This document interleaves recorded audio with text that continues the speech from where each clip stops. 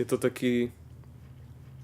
hybridný model, proste a fluidný, že sa neustále ako keby aj od tých projektov mení, alebo od nejakého nášho programu, keď ako máme treba raz na jeden rok ako niečo vymyslené, tak to funguje v nejakom štádiu a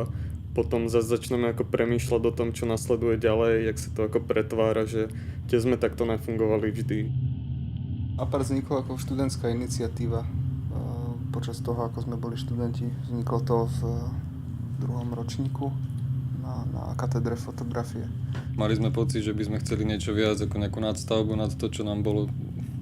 umožnené, alebo čo sme vlastne dostávali v tých štruktúrach v rámci školy a po 3 rokoch sme si uvedomili, že tie naše individuálne projekty ako keby už boli tak ako udusené tým apartom, že vlastne sme sa spýtali sami seba, že prečo neinvestovať práve do toho apartu akože ten celý čas, že to nebudeme rozdrobovať, ale práve to spojíme tým, že vlastne budeme ako keby rozmýšľať o tých ako keby kolaboratívnych výstupoch. A vtedy ako zrovna prišla aj ponuka z výstavou v Kunzále a vtedy sme sa ako rozhodli pristúpiť na to ako takýmto spôsobom, že to budeme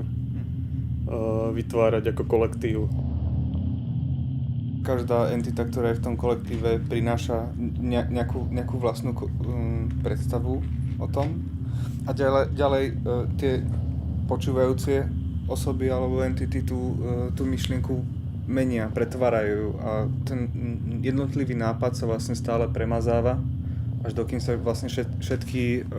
osoby v tom kolektíve na tom nezhodnú, že takýmto spôsobom je to dobré.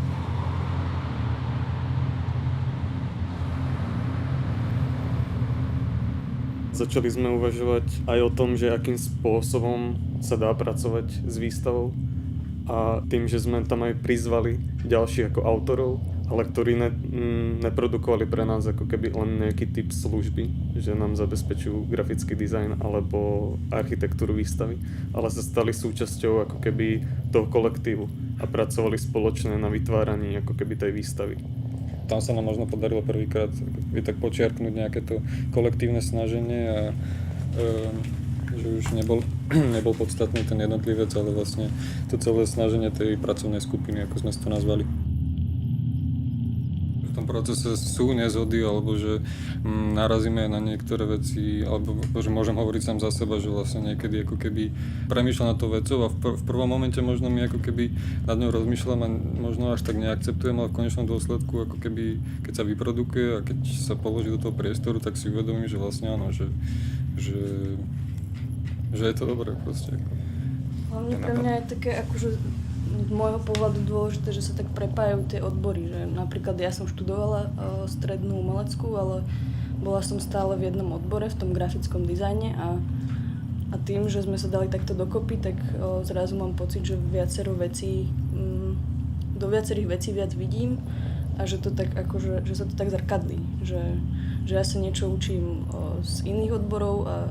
alebo chalani sa učia odo mňa nejakému inému mysleniu napríklad.